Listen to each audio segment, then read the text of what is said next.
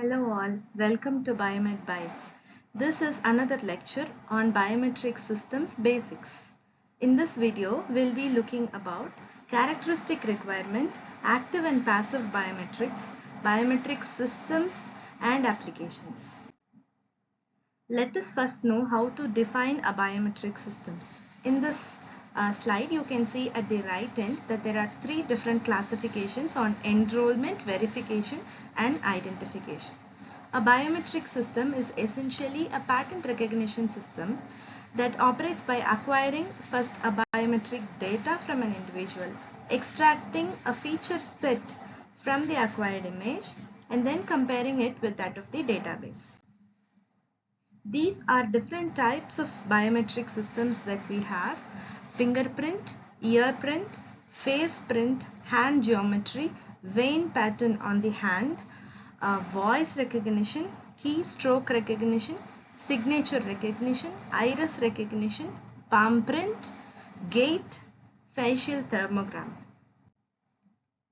So these are some of the following characteristic requirements, like universality, that each person should have the same characteristic anywhere he goes for a biometric analysis.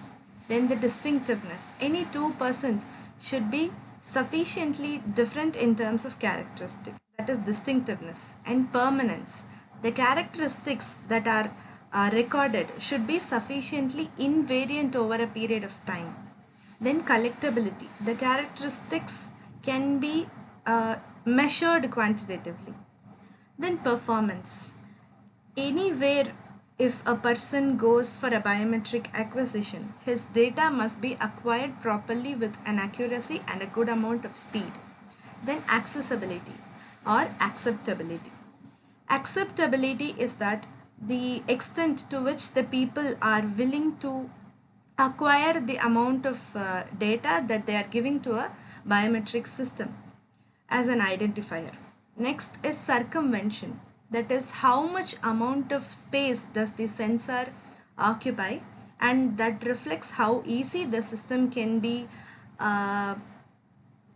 fooled to measure, to identify the fraudulent methods.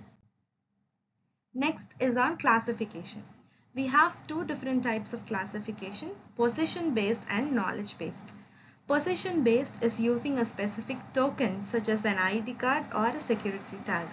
Knowledge based is about using a passcode. Layered systems combine a biometric system, a biometric method with a key card or a PIN. These are iris scanners.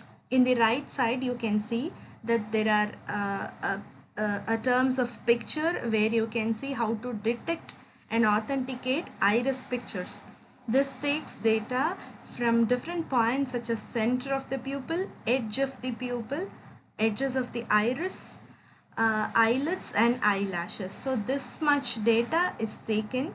Usually the eye is 3 to 10 inches from the camera, and from that distance it takes this much amount of data sets from the area.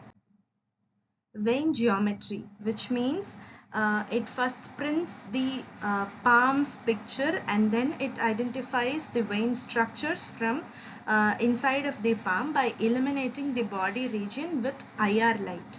And the photographing the reflected light just takes the geometry of the vein in which it is arranged inside of the palm, and then it is stored in the database. Next is the face segmentation and enhancement. The first picture shows that it is a normal picture which is taken by a CCD camera, and the second one is the enhanced image, where means you can see all the pixels of the images are enhanced, which has a specific and sharp grain boundary. Now we are going to look about the building blocks of generic biometric system.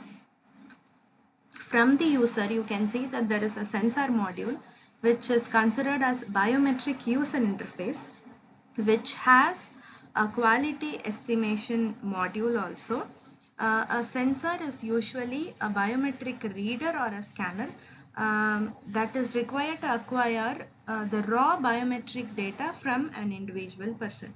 To obtain fingerprint images, for example, an optical fingerprint sensor may be used to image the friction ridges and the rich structure of a fingertip. The sensor module defines the human-machine interface, and therefore pivotal to the module that is defined as a performance of the biometric system. A poorly designed interface can result in a high failure to acquire rate and low user acceptability.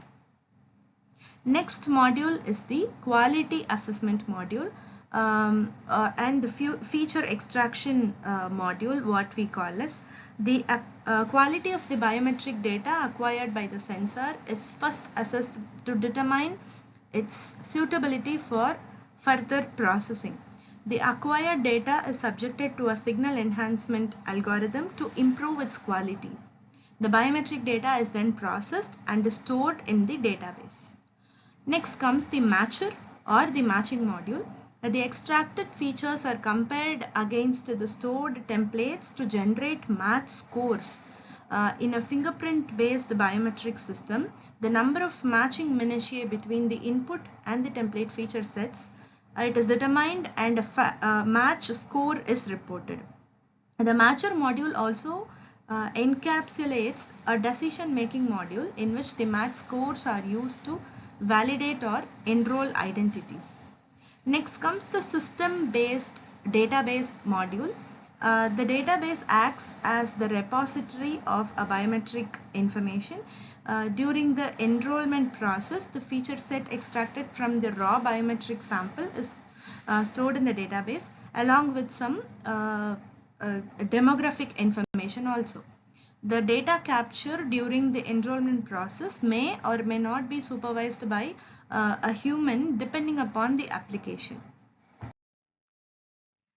These are some of the features which are named differently, which are extracted from the fingerprint, iris and face. From the fingerprint, the features which are extracted are called as minutiae. The features which are extracted from iris are called as iris code, and from that of the face are the digital ones.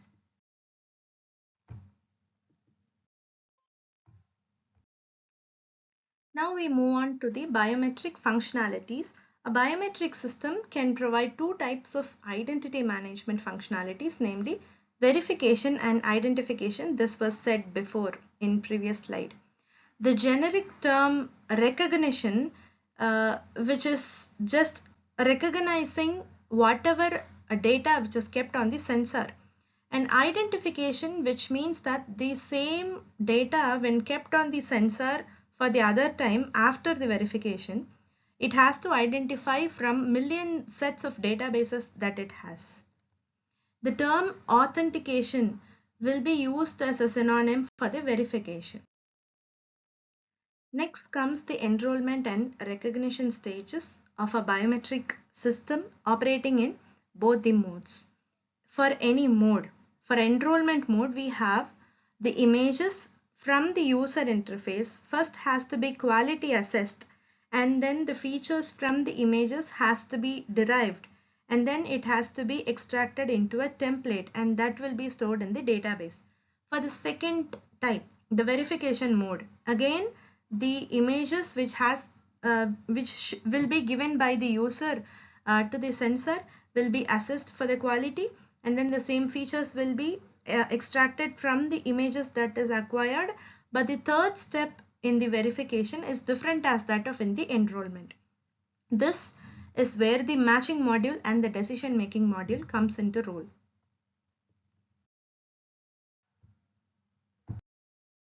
The enrollment and recognition stages of a biometric system operating in two different modes. First one that tells us if the identification functionality can be divided into two: positive identification and negative identification. In positive identification, the user attempts to positively identify himself. The negative is just opposite to this. The features which are extracted from the images that are being extracted by the sensor will not be sufficient to recognize or identify the person from the database.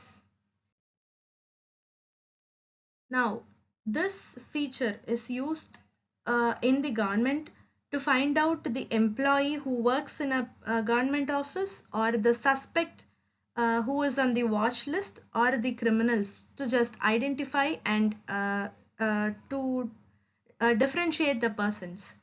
And this concerns about the security, rapid advancements in networking, communication, and mobility. So questions like, is she really who she claims to be? Or is this person authorized to use this facility? Just comes over here, which means uh, this can be an identity to consider a person who has an employer ID or a suspect who is already on the watch list. There are three groups of applications: commercial, government, and forensic. The commercial applications such as computer network login, electronic data security as we have in phones and the laptops, the physical access control, the ATM, internet access, PDA, health record management, etc. The government applications such as UID, which means the Aadhaar card that we look into, the social security, the driving license, welfare disbursement, border control, passport control, etc. Forensic applications such as corpse identification, criminal investigation, missing children, parenthood determination, etc.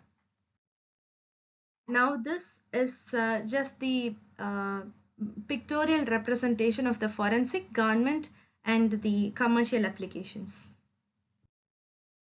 Next comes the applications which are used in airport security. A scheme at Amsterdam Schiphol Airport, Schiphol Premium, employs iris scan smart cards to speed up the immigration procedure. This is one, the time is reduced, it is time efficient, and also the accuracy to find out the persons and who enters and leaves Amsterdam is also much more accurate, that they can find out who is come as an intruder into their country. The passengers who are voluntarily enrolled in the scheme insert their smart card at the gate and they look into the camera. The camera acquires the iris image of the traveler and processes it to locate the iris. And as I said before, it takes four different set from the iris region alone. The computed feature set is compared with the data residing in the smart card to complete user verification. So this is done to work for the people who work in high security areas. The Ben Gurion International Airport at Tel Aviv, Israel, has deployed a similar biometric system which is called as UAMS, Unipass Airport Management System. So even in this, they provide fingerprint images, facial images which are stored in the smart cards. The government applications such as we have the US visit scheme in the United States, which means that the persons who enters the USA will be placing all their identity, all their demographic information and the biological information onto the system along with the digital facial photograph, and then only be allowed to enter inside the US.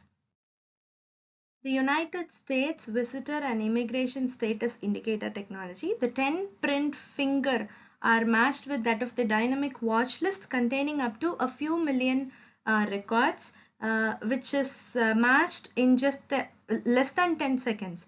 So this is an example of negative recognition where the purpose is to find out whether the visitor is a multiple aliases, which means just in one person's passport, two or more entry is avoided.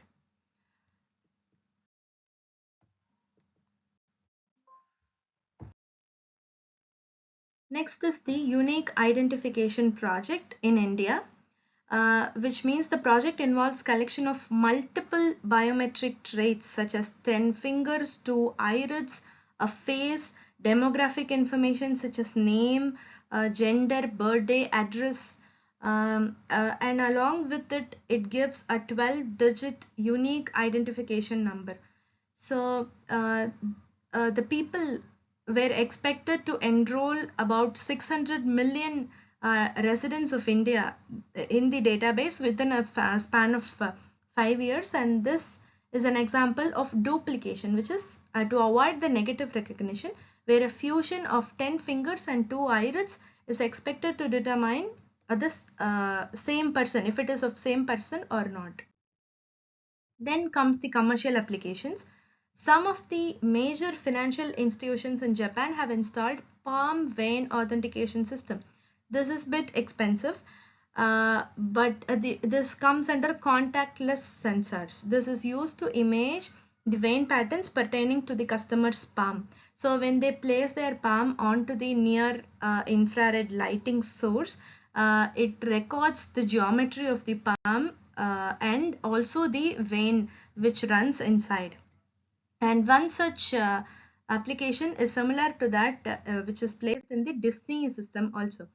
I hope you're all aware of Walt Disney.